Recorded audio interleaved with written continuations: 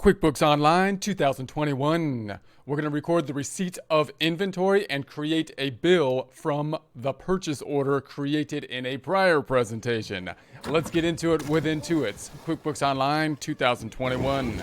Here we are in our Get Great Guitars practice file. We're first going to be opening up our reports, that being the balance sheet and profit and loss or income statement, by going up top, right-clicking on the tab up top, duplicating that tab. We're going to do it again.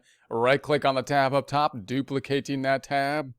We will then go to the reports down on the left-hand side. So we're going to be opening up our balance sheet report here. So we'll open up the standard balance sheet report.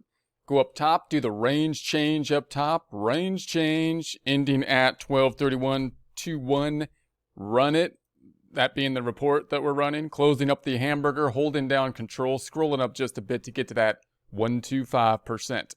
Going to the next tab over, we're going to be opening up our profit and loss report, the P&L, otherwise known as the income statement. There it is, the P&L, the profit and loss, the income statement. Range change, 12/31/21, the ending date, running that report, closing the hamburger. So we're now going to be entering a bill, imagining that we received the inventory from the purchase order that we entered in a prior presentation. So let's just take a quick look at the flow chart. The flow chart's going to be on the desktop version. You don't need the desktop version to follow along here. We just want to look at the flow chart. So last time, we entered a purchase order, or I think it was last time, sometime in the past, we have a purchase order in place that has been put in place. When we enter the purchase order, remember there is no financial transaction that happens at that point in time. It's just basically a request. The scenario is we had a customer come in, ask for guitars that we didn't have because we sell guitars, but we don't have that one. So we requested the guitars from our vendor, and now we got the guitars. We have now received the guitars, and they have a bill attached to them. So we got a box of guitars like in our warehouse or at our store, and then they got the bill in there. So we're going to enter the bill at this point, which should then record the actual guitars into our inventory system and have an accounts payable that will be recorded. So let's do that. First, we need to find the purchase order. There's a couple ways we can do that. We can go to the expenses tab, for example, which is like the vendor center. And then we could go down just directly in the expenses tab up top, or filter in the expenses tab and say, I just want to look at the open, the purchase orders, the ones that are open even. I just want the open purchase orders. Apply that out. We can find it here, and then we can we can copy it to a bill there, or we can go to our vendors and we can say, I know who I purchased it from. I purchased it from Fender, which was our new the new vendor down here. So we can select Fender, the new vendor. And then here we have the purchase order once again, where again we can create the bill from there, or we can just hit the new button up top if we want to and just say, I'm just going right to the bill. I'm going to create a bill right there, and then we'll start to populate the bill with the person that gave us the bill, which is Fender. That happens to be our new vendor that we set up last time. And then I'm paraphrasing here, but QuickBooks pops up over here and says, hey, there's a purchase order related to Fender. Do you want us to link the purchase order information and create the bill from the purchase order? And we're like, yeah, we do. That's why we did it. So we're going to open that up. And actually, I don't even need to open it. Do you want to leave this? I'm going to say no. I'm just going to add it. We don't need to open the purchase order. I know it's the one. That's the one. So we got Fender purchase order populated. The net terms 30. We're going to say this is on, let's say 2/14. We're going 2/14, due date, therefore, 30 days later, 2/31. And we're going to go on down to the category down below.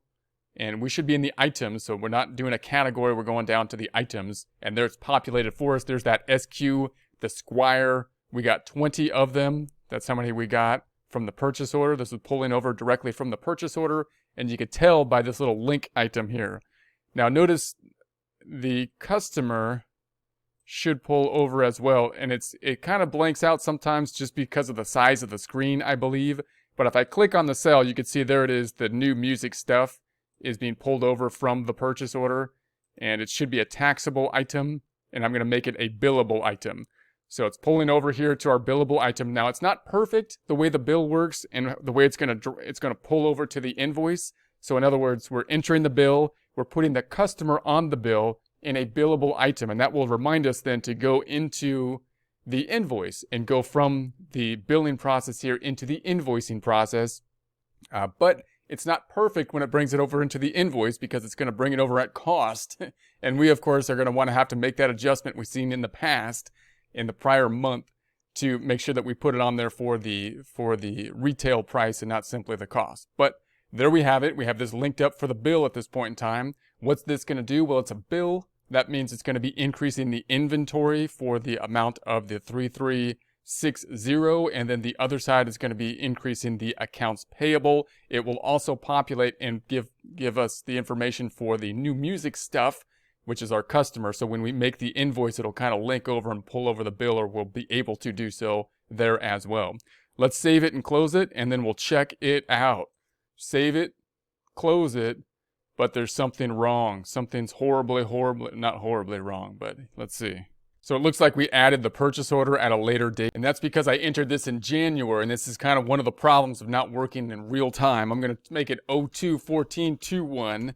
So February is what we're supposed to be working in on here. And let's try it again. I'm going to save it and post it again.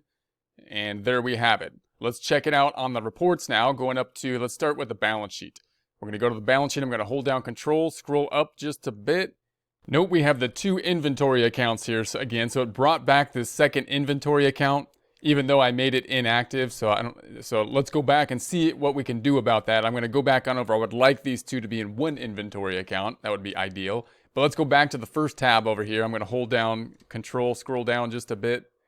And I'm going to go then to our sales items.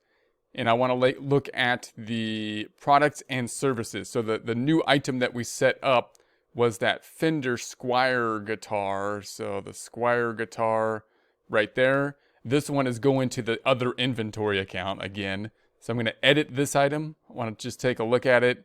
And right there it is. It's going to the inventory asset, which that account should have been hidden, or not hidden, but so I'm going to change it to the inventory in any case. I'm going to try to save it and close it. So we're going to save it and close it there.